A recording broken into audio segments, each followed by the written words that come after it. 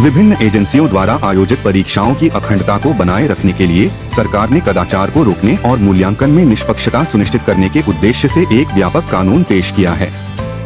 केंद्रीय मंत्री आमिर सिंह ने सहकारी अनुसंधान एजेंसी 2024 पर चर्चा के दौरान इस कानून के महत्व पर प्रकाश डाला।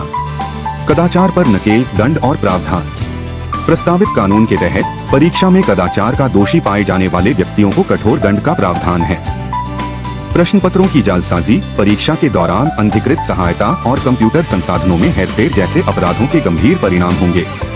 अपराध की गंभीरता के आधार पर दंड में 1 करोड़ रुपए तक का भारी जुर्माना और 3 से 10 साल तक की जेल की सजा शामिल है। निष्पक्षता का आश्वासन, छूट और स्पष्टीकरण। बहस के दौरान उठाई गई चिंताओं को संबोधित करते हुए विपक्षी सदस्य सिंह ने स्पष्ट किया कि कानून राजनीतिक हस्तियों या पार्टी के सदस्यों को सुरक्षित नहीं करेगा। इस स्पष्टीकरण का उद्देश्य कानून के दायरे के बारे में गलत धारणाओं को रोकना और इसका राजनीतिकरण होने से रोकना है।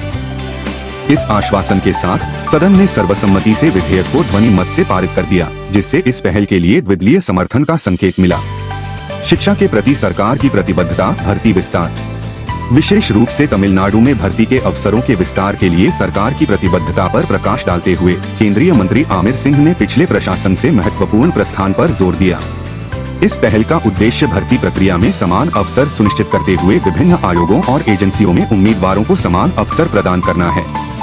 कानूनी ढांचे को मजबूत करना, क्षेत्रीय कदाचार को संबोधित करना। परीक्षाओं से परे सरकार पर्यटन सहित अन्य क्षेत्रों में कदाचार से निपटने के लिए भी कदम उठा रही है। सिंह ने कानूनी ढांचे में कमियों को दूर करने और इन क्षेत्रों में जवाबदेही सुनिश्चित करने के लिए कड़े कानून बनाने की आवश्यकता को रेखांकित किया। कानून को लगातार अद्यतन और परिष्कृत करने के लिए विशेषज्ञों की एक समिति स्थापित करने की योजना उभरती चुनौतियों से निपटने के लिए सरकार के सक्रिय दृष्टिकोण को प्रदर्शित करती है। मेरिटोक्रेसी को अपनाना, छात्रों के लिए अवसर। व्युत्पत्ति सिंह ने नई शिक्षा नीति के तहत छात्रों के लिए प्रतिभा, कड़ी मेहनत और अवसरों के महत्व पर जोर देते हुए योग्यता आधारित प्रणाली की वकालत की। प्रस्तावित कानून परीक्षाओं में निष्पक्षता और पारदर्शिता को बढ़ावा देकर इस दृष्टिकोण के अनुरूप है। इस प्रकार छात्रों को उनकी क्षमताओं और प्रयासों के आधार पर सफल होने में सक्षम बनाता है। निष्कर्ष, इस व्यापक कानून की शुरुआत विभिन्न एजेंसियों द्वारा आयोजित परीक्षाओं की अखंडता और निष्पक्षता को बनाए रखने की दिशा में एक महत्वपूर्ण कदम है। कड़े दंड लगाकर और कानून के दायरे को स्पष्ट करके सरकार का लक्ष्य शैक्षिक प्रणाली की पवित्रता को बनाए रखते हुए छात्रों और उम्मीदवारों के हितों की रक्षा करना है।